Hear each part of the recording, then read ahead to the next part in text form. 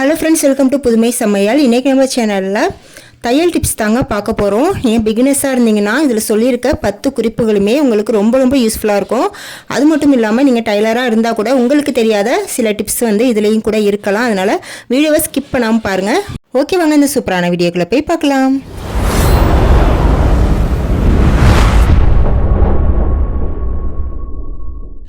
First பார்க்கலாம். நம்ம சுடிதாருக்கோ ப்ளவுஸுக்கோ அடுத்தவங்களுக்கு அளவெடுக்கும் போது நமக்கு ஈஸியாக எடுத்துடலாங்க. அதே நமக்கு நாமே தைக்கும் போது அளவெடுக்கும் போது ரொம்ப சிரமமாக இருக்கும். ஏன்னா நம்ம ஒரு கையில் டேப்பை பிடிச்சிட்டு அளவெடுக்கிறது ரொம்பவே சிரமமாக இருக்குங்க. அந்த மாதிரி சிரமம் இல்லாமல் இருக்கிறதுக்கு ஒரு சூப்பரான டிப்ஸ் சொல்கிறேன்.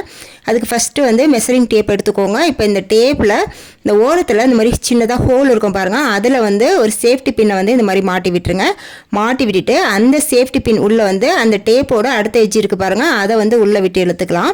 இப்போ நமக்கு எங்கே அளவெடுக்கணுமோ அங்கே இந்த டேப்பை கையில் மாட்டிட்டு கரெக்டாக அந்த அளவை டைட் பண்ணிவிட்டு நமக்கு எந்த இடமோ அந்த இடத்த நம்ம கரெக்டாக அளவெடுத்துக்கலாங்க.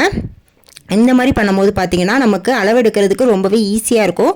அதே சமயம் பார்த்திங்கன்னா கரெக்டான அளவும் நம்மளால் மெஷர் பண்ண முடியும். இந்த மாதிரி நீங்கள் உங்களுக்கு நீங்களே தைச்சிக்கிறீங்க, அப்போ அளவெடுக்கிறது ரொம்ப சிரமமாக இருந்துச்சு அப்படின்னா இந்த டிப்பை ஃபாலோ பண்ணி பாருங்கள். ரொம்ப யூஸ்ஃபுல்லாக இருக்கும். அடுத்த டிப் பார்க்கலாங்க.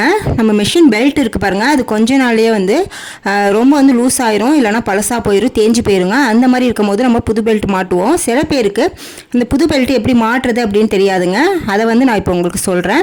ஃபஸ்ட்டு என்னோடய மிஷின் பெல்ட் பாருங்கள், இது ரொம்ப வருஷமாக நான் யூஸ் பண்ணிகிட்ருக்கேன். ரொம்ப தேஞ்சு போய் அடிக்கடி கலண்டுருச்சிங்க. நான் அதோட அந்த கொக்கியை கொஞ்சம் தள்ளி தையல் போட்டு அதில் போட்டு மேனேஜ் பண்ணிகிட்டு இருந்தேன்.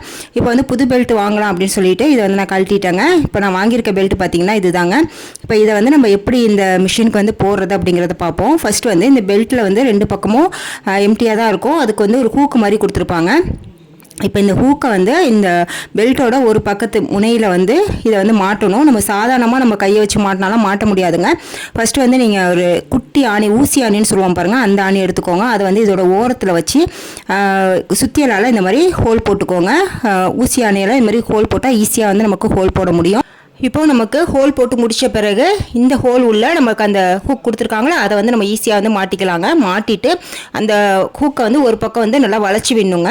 இந்த மாதிரி நல்லா சுத்தியில் வச்சு தட்டி விட்டிங்கன்னா நல்லா வளைஞ்சிக்கும். இந்த மாதிரி வளைச்சி விட்டுட்டு அதுக்கப்புறம் நம்ம மிஷினில் இந்த பெல்ட்டை மாட்டி விட்டுட்டு நம்ம கரெக்டாக அளவு பார்க்கணுங்க. இது கொஞ்சம் எக்ஸ்ட்ராவே தான் இருக்கும். ஏன்னா சைஸ் பார்த்து கட் பண்ணிக்கிறதுக்காக கொஞ்சம் எக்ஸ்ட்ராவே வச்சுருப்பாங்க இந்த பெல்ட்டு. நம்ம கரெக்டான நம்ம மிஷினுக்குள்ள அளவு மட்டும் நம்ம நல்லா டைட்டாக இழுத்து பிடிச்சி நம்ம அளவு பார்க்கணுங்க. கொஞ்சம் லூஸாக இருந்தாலும் நம்மளுக்கு சரியாக வராது, ரொம்ப டைட்டாக இருந்தாலும் நம்ம ஹூக் மாட்ட வராது. அதனால் நல்லா இழுத்து பிடிச்சி எந்த அளவுக்கு வருது அப்படின்னு சொல்லிட்டு கரெக்டாக அளவு பார்த்துட்டு பேலன்ஸ் உள்ளது நம்ம கட் பண்ணிடலாம்.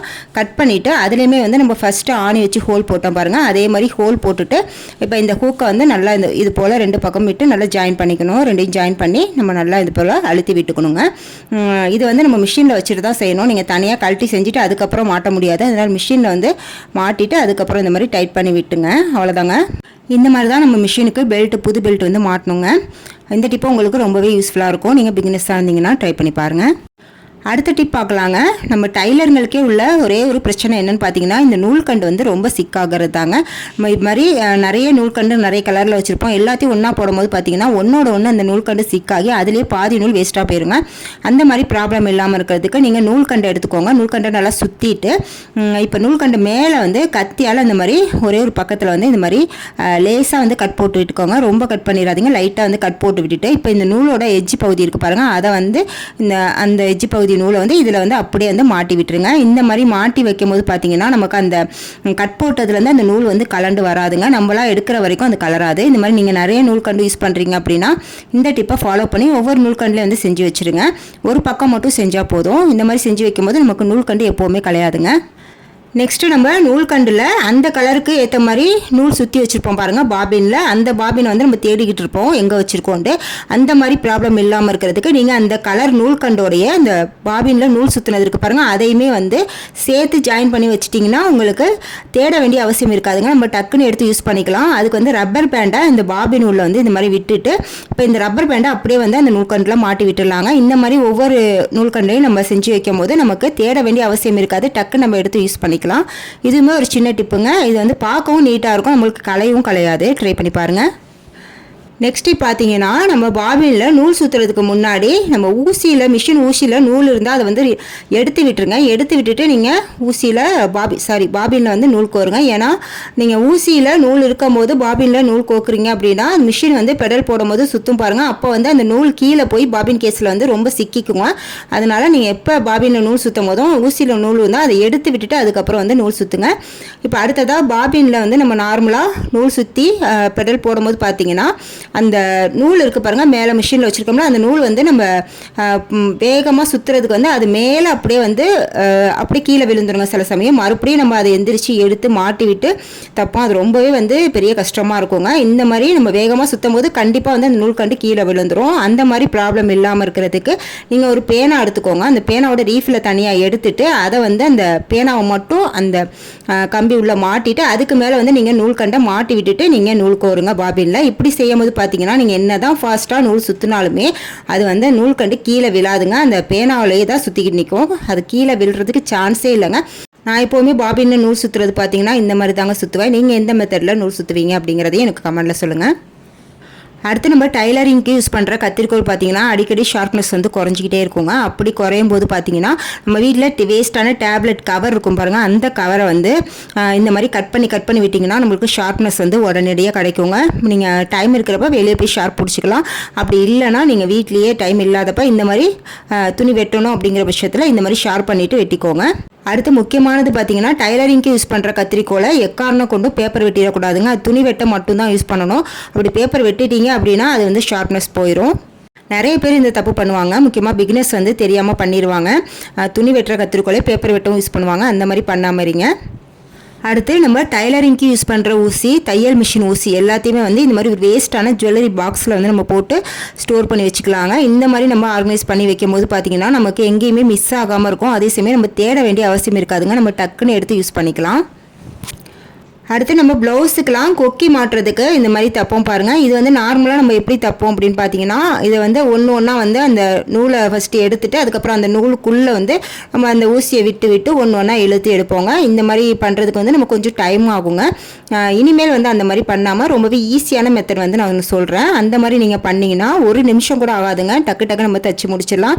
அதுக்கு ஃபஸ்ட்டு வந்து நான் இதோட பக்கத்துலேயே கீழே வந்து நான் உங்களுக்கு தைச்சி காட்டுறேன். ஃபஸ்ட்டு அடியிலேருந்து ஊசியை இந்த மாதிரி குத்தி இழுத்துட்டு நம்ம எந்த அளவுக்கு நம்ம அதை வைப்போமோ மாட்டுறது அந்த அளவுக்கு நீங்கள் வந்து வச்சுட்டு மறுபடியும் வந்து அந்த பக்கமாக நம்ம நூலை இழுத்துடலாம்.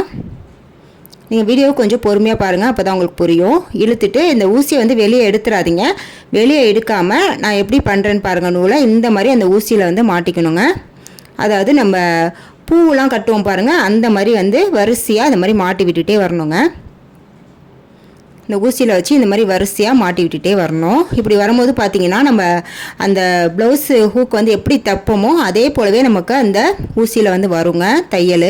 இது ரொம்பவே ஈஸி தாங்க, ரொம்ப கஷ்டம்லாம் கிடையாது. உங்களுக்கு வீடியோவில் கரெக்டாக நீங்கள் தெளிவாக பார்த்தீங்கன்னா புரியும். இதே போல் நம்ம எந்த அளவுக்கு வந்து அந்த ஹூக் மாட்டுறது வந்து வைப்போமோ அந்த அளவுக்கு வந்து இந்த மாதிரி நாட் போட்டுகிட்டே வந்துடணுங்க. இப்போது நம்மளுக்கு தேவையான அளவுக்கு நாட் போட்டு முடித்த பிறகு இந்த ஊசியை வந்து மெதுவாக வந்து வெளியே எடுத்துக்கலாம். ஊசியில் வந்து ஒரு கை வந்து வச்சுக்கோங்க. வெளியே எடுத்துகிட்டு இதை அப்படியே வந்து ஃபுல்லாக வெளியே எடுக்கிறதுக்கு முன்னாடி இதை அப்படியே வந்து இந்த பக்கமாக வச்சுருங்க. இப்போ கையில் பிடிச்சிக்கிட்டு மெதுவாக அந்த நூலை இழுத்து விட்டுடலாங்க. அவ்வளோதாங்க. இப்போ வந்து இந்த பக்கத்தில் அந்த ஊசியை குத்தி பின்பக்கமாக இழுத்துடலாம். பின்பக்கமாக இழுத்துட்டு நீங்கள் பின்பக்கம் நாட் போட்டு முடிச்சிடலாங்க. அவ்வளோதாங்க. இப்போ பார்த்தீங்கன்னா உங்களுக்கு தெரியும் நம்ம நார்மலாக தைக்கிற மாதிரியே தாங்க இருக்கும். அந்த தையல் வந்து அழகாக விழுந்திருக்கும். இது ரொம்பவே ஈஸியான மெத்தடுங்க. நீங்கள் இந்த மாதிரி மெத்தடில் ட்ரை பண்ணது இல்லை அப்படின்னா கண்டிப்பாக வந்து ஒரு டைம் ட்ரை பண்ணி பாருங்கள். இனிமேல் எப்போவுமே இந்த மாதிரி தான் வந்து நீங்கள் தையல் போடுவீங்க. ரொம்பவே ஈஸியாக இருக்கும். ட்ரை பண்ணி பாருங்கள். அடுத்து லாஸ்ட் டிப் பார்க்கலாங்க. நம்ம ப்ளவுஸுக்கு கொக்கி தைக்கும் போது பார்த்தீங்கன்னா நார்மலாக அந்த ப்ளவுஸ் மேலே கொக்கியை வச்சுட்டு அதுக்கு மேலே வந்து நம்ம அப்படியே தையல் போடுவோம். இந்த மாதிரி போடும்போது பார்த்தீங்கன்னா கொஞ்ச நாளையே அந்த நூல் வந்து கலண்டு வந்துருங்க. அந்த கொக்கி வந்து கீழே விழுந்துடும், ஸ்ட்ராங்காக இருக்காது. நான் சொல்கிற இந்த மெத்தடில் நீங்கள் வந்து கொக்கி தைச்சி பாருங்கள், ரொம்பவே ஸ்ட்ராங்காக இருக்கும். இப்போ அதுக்கு வந்து நீங்கள் எந்த பக்கம் கொக்கி மாட்டுறீங்களோ அந்த பக்கத்தில் வந்து இந்த அளவுக்கு வந்து ஒரு ஊசியை வந்து எடுத்து இந்த மாதிரி லைட்டாக வந்து ஹோல் போட்டுக்கோங்க. கொஞ்சம் பெரிய ஊசியாக எடுத்து ஹோல் போட்டுக்கோங்க. இப்போ இந்த ஹோல் தெரியும் நமக்கு. அந்த ஹோல் உள்ளே வந்து கொக்கியை வந்து இந்த மாதிரி ஆப்போசிட் சைடாக வச்சு மாட்டிட்டு அதுக்கப்புறம் நேராக வந்து நிமித்தி விட்டுருங்க. இந்த மாதிரி பண்ணும்போது பார்த்திங்கன்னா நம்ம கொக்கி வந்து கரெக்டாக வந்து ஃபிட் ஆகிக்கோங்க. இப்போ வந்து நம்ம ப்ளவுஸ்லேயே வந்து கொக்கி இந்த மாதிரி ஃபிட் ஆயிடுச்சு. இதுக்கப்புறம் வந்து நீங்கள் ஊசி நூல் கொடுத்து நீங்கள் தைச்சிக்கலாம். இந்த மாதிரி தைக்கும் போது பார்த்தீங்கன்னா நம்மளாம் வந்து அந்த கொக்கியை கட் பண்ணி எடுக்கிற வரைக்கும் அது வந்து கலண்டு விழவே விழாதுங்க. அந்த ப்ளவுஸோடு இருக்கிறதுனால நல்லாவே ஸ்ட்ராங்காக இருக்கும். இது நிறைய பேருக்கு தெரிஞ்சிருக்கலாம், சில பேருக்கு தெரியாமல் இருக்கலாம். பிகினஸாக இருந்தீங்கன்னா, தெரியாமல் இருந்தீங்கன்னா இந்த டிப் வந்து உங்களுக்கு ரொம்பவே யூஸ்ஃபுல்லாக இருக்கும். ட்ரை பண்ணி பாருங்கள்.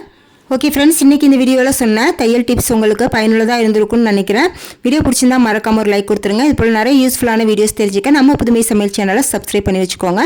நெக்ஸ்ட் ஒரு சூப்பரான வீடியோவில் வந்து மீட் பண்ணுறேன். தேங்க்ஸ் ஃபார் வாட்சிங்.